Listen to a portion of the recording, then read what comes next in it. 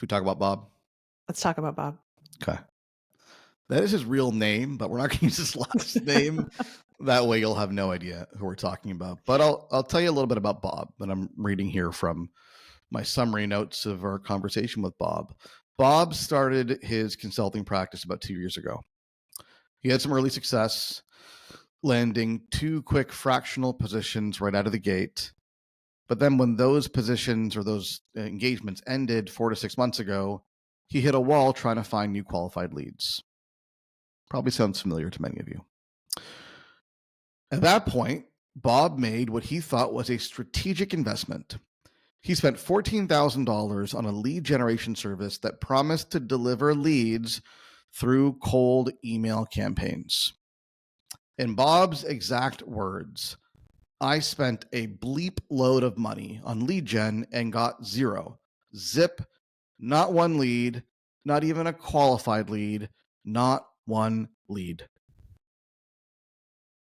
Bob is upset. Did Bob really say bleep load? No, he said something else. But this is a family-friendly podcast, so Okay, fair. yeah, Fair I enough. bleeped it out myself. Okay, good. Good job. Good job. So common, right? It's so common that I've become desensitized, which I Yeah. think is bad. Like I've become like, oh, really? Okay. Like I've heard that 3 times this week, but nonetheless, very common. Yeah. And common because it seems like an easy fix, right? Someone comes to you and they promise they're just going to shower you in leads. And why would you say no to that? Sign me up. Sign me up. Absolutely. Why doesn't it work? Oh, where do we begin? First of all, and this is not to make anybody feel bad that's done this. I mean, we've all got to learn our lessons, right? Take our licks. However, you really got to wonder if something that you've never actually engaged with as a buyer could possibly work. For all the people that are sending cold emails, if we just pick on cold emails for a moment, and that's not the only culprit here. But if we pick on cold emails for a moment, I often ask people who are running cold emails, do you reply to cold emails? Do you book meetings that way? Do you actually talk to people who book or who send cold emails? And 9 times out of 10, the answer is no. And sometimes the answer is, yeah, every now and then, if it's really good or really effective, okay. And how often do you buy the thing they're selling? And then that's, the 1 in 10 that say yes, then that's another 9 out of 10 that say, no, haven't actually bought anything. So it always amazes me that people think that they can somehow bypass human behavior and consumer psychology and get their prospects to buy in ways that they would never buy themselves. Mm-hmm. Yeah, and there's almost a what's the word I'm trying to think of? You're thinking poorly of the people who will do it, right? Like, oh, I'm going to send all these emails out because some desperate loser will respond. And for most of the consultants that we work with, at least, we're talking about sophisticated people solving challenging problems. And those are absolutely not the people who are going to respond to a cold email. And so there's also just a baseline mismatch between, the kind of person who's likely to respond to a cold email, in this case, and the kind of person who's going to show up in the way that they need to work with you to truly come to a solution. And I think the nature of a consulting offer is a major factor here, right? I'm not poo-pooing on cold email at large. I kind of am, actually, right? But I'll make some caveats here. I mean, my poo-poo on cold email at large is that anytime you're trying to employ a strategy where you're actively fighting against the where the market is headed, is problematic, right? So I'll give you an example of this. In the new iOS update, do you have the cold calling filter on? Yes. It's amazing, Yeah. right? I've got someone screening my calls now. If you don't know what I'm talking about, Yeah. essentially the phone, the people call, if it's a cold call and we don't know the number, it'll say, whatever, who are you? Right? I don't know the exact words. And the person has to say, well, I'm so and so from so and so. And then you get a little text message bubble on your phone. And if you don't know the person, you don't answer it. Okay. If I'm the kind of person making cold calls, which I'm absolutely not, I'm not feeling really good right now with that new iOS update. I'm Yeah. fighting against where the market is headed. The market is screening this kind of stuff out. Yeah. The technology is screening this stuff out. Spam filters are getting better and better and better. And if you're a cold email person, you're going to find ways to constantly circumvent spam filters. I just don't think that's a really, really great way to do business. You're going to be fighting an uphill battle forever. Okay. Now, maybe there's an argument, right? Like if I sell a really simple software product, I'm not saying people don't succeed in cold email. They do. Consultants don't. Yeah. But a simple software product or something I can go on the website and like self-serve buy, maybe there's other applications for it. Sure, maybe. But consulting? Who the heck hires a consultant that way? And here's kind of the data point that really breaks this idea. And I think we shared this in a previous podcast, and I talk about it in some of my workshops, that there was a study done by Google and the CEB on B2B buying behavior. And they found that the average B2B buyer is 57% through their decision-making process before they're willing to talk to a vendor or a rep or a seller of anything. That includes software, that includes services, that includes consulting. So what that means is, plain English, somebody would have had to have more than halfway made up their minds about a solution before they're willing to talk to you. And that eliminates the vast majority of your recipients in a cold email who are not even thinking about a solution, let alone ready to talk to somebody. And to think that because they're ready to talk to somebody, they're going to talk to the random stranger who showed up in their inbox with no context is naive at best and just kind of dumb at worst. Yeah. And recognize this is, across the evolution of time, a relatively new development, right? There was a time when the only way that you were going to find somebody is if they called you or you looked them up in the yellow pages or, in the olden days. But we're in a place now where so much information is available that, of course, people are going to do their research before they get on a call, before they have that conversation, before they waste their time, quite frankly. And so it's now about shifting so that you are part of that information flow and part of the environment that's allowing them to do that research and make that preliminary decision or get 57% of the way to making a decision before they get into conversation. Yeah. You're making a critical point that I want to just step on like 5 times here. Okay. I often ask people this in workshops. How did people shop for consultants 30 years ago?